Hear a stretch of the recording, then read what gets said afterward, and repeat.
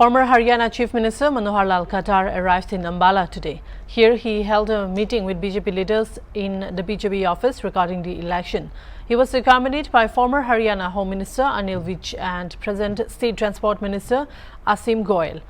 Talking to the media, he gave information about today's meeting. He claimed the victory of Lok Sabha candidate Bandu Kataria from Ambala.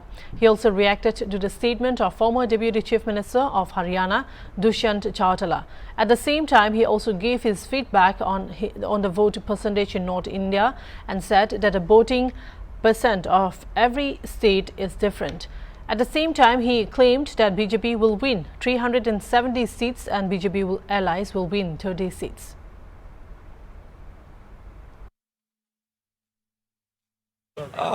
मित्रों, लोकसभा के चुनाव के नाते से जो हमारी व्यवस्था के बैठकें होती हैं उस हिसाब से आज मेरा लोकसभा अम्बाला का एक प्रोग्राम बना हुआ था, जिसमें हर एक विधानसभा के प्रमुख लोगों को बुला करके आज मैंने मीटिंग की है। सुबह पंचकुला कालका, उसके बाद नारायणगढ़, फिर सढौरा, यमुनानगर, जगाधरी और अभी यहाँ मुलाना, अम्बाला छावनी और अम्बाला शहर, ऐसे सभी 9 विधानसभा के कार्यकर्ताओं से बातचीत हुई है। हमारी सारी जो कार्यक्रम चल रहे हैं बहुत अच्छे प्रकार से चल रहे हैं। हमने संपर्क अभियान भी अपना चलाया हुआ है। कैंडिडेट के कार्यक्रम भी डोर टू डोर भी हो रहे हैं। विधानसभा अनुसार हमारी रैलियां भी हो रही हैं और एक प्रकार का जनता का जो समर्थन मिल रहा है उससे मैं निश्चित रूप से विश्वास से कह सकता हूं कि बहुत अच्छे मार्जिन से लोकसभा अम्बाला की सीट हम जीतेंगे।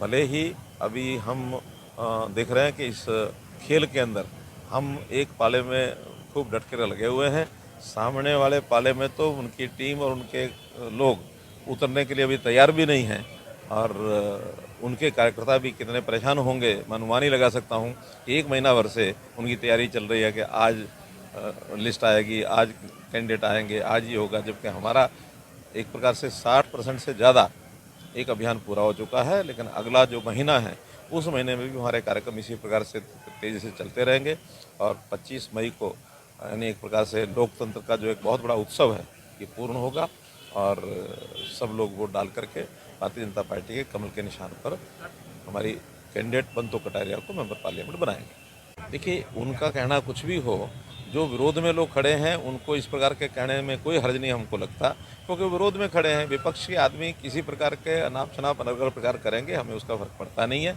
और अगर ये बात भी पूछनी है तो उन्हीं से पूछें।